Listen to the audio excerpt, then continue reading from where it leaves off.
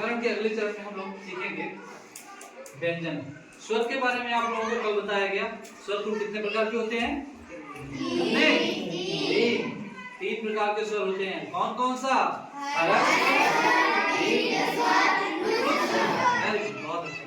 इसी तरीके से अगली कड़ी में हम आएंगे व्याकरण में व्यंजन पढ़ेंगे। क्या पढ़ेंगे?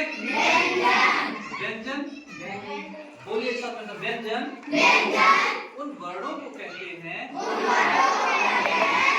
जिनका उच्चारण स्वरों की सहायता से किया जाता है। व्यंजन कहलाता है। व्यंजनों की कुल संख्या 39 होती है। लेकिन जो हमारी पाठ्य पुस्तक में लिखा गया है उसमें 33 होते हैं। बहुत अच्छा, वेरी गुड। बाकी करेंगे उसके बाद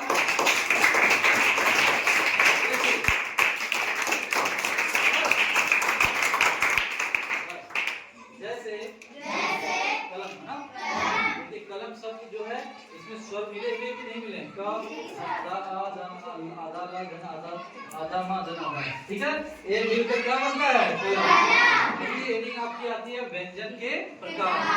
व्यंजन कुल कितने प्रकार के होते हैं इसके बारे में आप लोगों को पढ़ना है।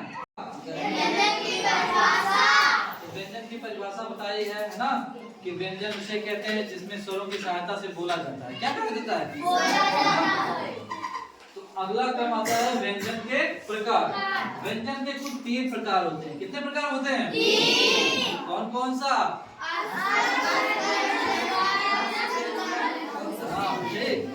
नंबर 1 लिखवाया गया स्पर्श व्यंजन, नंबर 2 अंतस्थ व्यंजन और नंबर 3 उष्ण व्यंजन। तो सबसे पहले जो पहला नंबर आता है वो स्पर्श व्यंजन का आता है।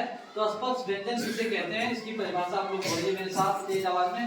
ऐसे वर्ण जिनका उच्चारण करते समय या बोलते समय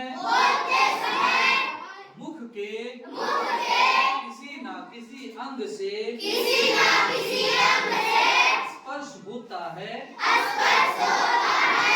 स्पर्श व्यंजन कहलाता है।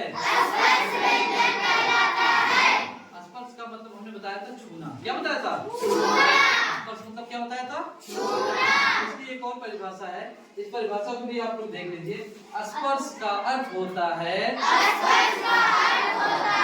छूना। ऐसे व्यंजन जिनका उच्चारण करते समय जीभ, कंठ, मूर्धा, दांत अथवा होठ का स्पर्श करती है उन्हें स्पर्श व्यंजन कहते हैं। कुल 33 व्यंजनों में से 25 स्पर्श व्यंजन होते हैं। अर्थात क वर्ग से लेकर प वर्ग तक सभी स्पर्श व्यंजन होते हैं। समझ में आ गया सबको? जी सर। Very good.